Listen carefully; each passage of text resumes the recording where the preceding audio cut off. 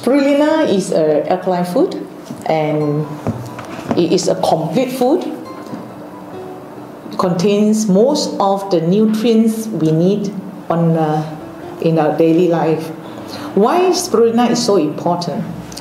Well, you can see that in our diet, it's impossible for us to take balanced diet at all times. So you can look at ourselves when you're busy. Early in the morning, you just grab a piece of bread. After that, you go to office, and we don't have time for lunch. Maybe you just go for a plate of fried meat, etc. So you know you will not get a balanced diet for that day. Now, I will advise all of us try to take spirulina on a daily basis, especially in the morning. And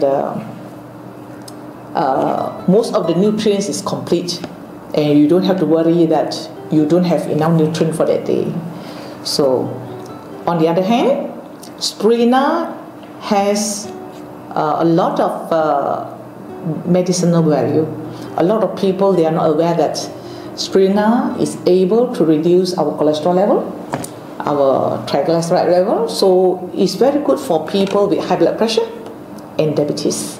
So I would advise most of the patients with high blood pressure and diabetes, it's advisable for them to take spirulina, maybe 10 tablets in the morning and 10 tablets in the evening.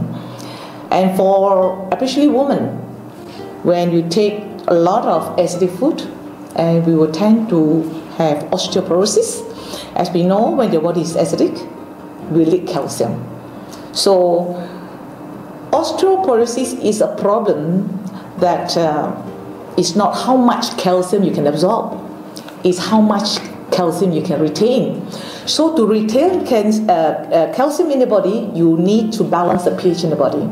Then you stop the calcium from leaking.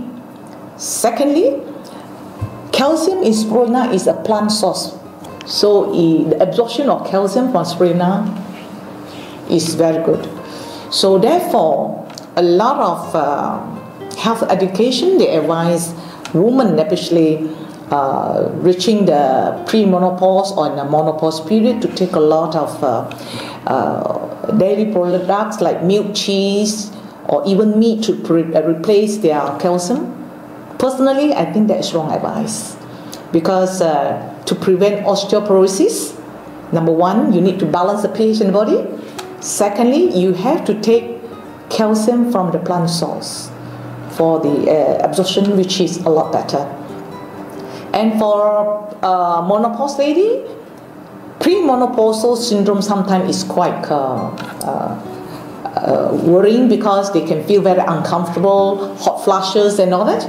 But if they take spirulina, it can prevent premenopausal syndrome. So they will reach menopausal age without problems. And on the other hand, I would like to emphasize on this spirulina is very good for children also. Children, in fact, I will start when the baby is about 6 to 7 months old. You can put some spirulina powder in their porridge, which is very good. Number one, it contains a lot of protein and is complete food and is balanced. Most importantly, the DXN spirulina is cultured in Malaysia with 100% organic culture. We have ISO 14001, and most importantly, we have Malaysia Sunlight.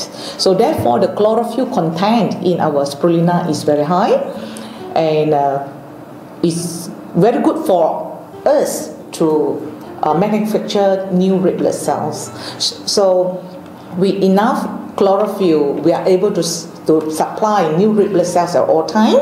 So therefore, it will reduce the workload in our spleen and liver. So therefore, DXN spirulina is good for children, school children, pregnant mothers, and people all walks of life. Thank you.